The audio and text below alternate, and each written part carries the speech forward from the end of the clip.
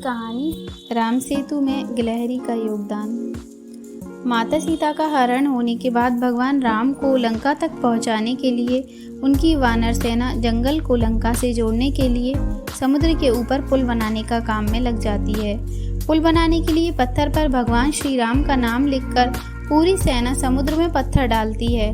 भगवान राम का नाम लिखे जाने की वजह से पत्थर समुद्र में डूबने के बजाय तैरने लगते हैं। यह सब देखकर सभी वानर काफ़ी खुश हो जाते हैं और तेजी से पुल बनाने के लिए पत्थर समुद्र में डालने लगते हैं। भगवान राम पुल बनाने के लिए अपनी सेना के उत्साह, समर्पण और जुनून को देखकर काफ़ी खुश होते हैं। उस वक्त वहाँ एक गिलहरी भी थी जो मुंह से कंकड़ उठाकर नदी में डाल रही थी।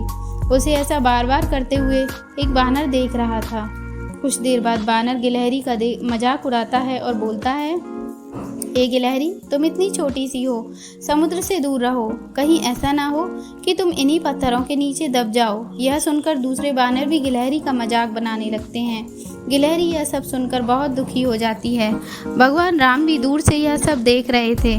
गिलहरी की नज़र जैसे ही भगवान राम पर पड़ती है, वो रोते रोते भगवान राम के समीप पहुंच जाती है। परेशान गिलहरी श्री राम से सभी वानरों की शिकायत करती है। तभी भगवान राम खड़े होते हैं और वानर सेना को दिखाते हैं कि गिलहरी ने जिन कंकड़ों व पत्थरों से छोटे पत्थरों को फेंका था, वो कैसे बड़े पत्थरों को एक दूसरे से जोड़ने का काम कर रहे हैं। भगवान राम कहते हैं, अगर गिलहरी इन कंकड़ों को नहीं डालती तो तुम्हारे द्वारा फेंके गए सारे पत्थर इधर उधर बिखर रहे होते।